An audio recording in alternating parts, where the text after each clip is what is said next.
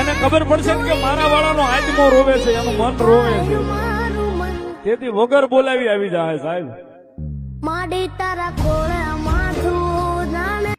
એને ખબર પડશે કે મારા વાળાનો આત્મો રોવે છે, એનું મન રોવે છે, તેથી વગર બોલાવી આવી જાય સાહેબ. એને ખબર પડશે કે મારા વાળાનો આત્મો રોવે છે, એનું મન રોવે છે, તેથી વગર બોલાવી આવી જાય સાહેબ.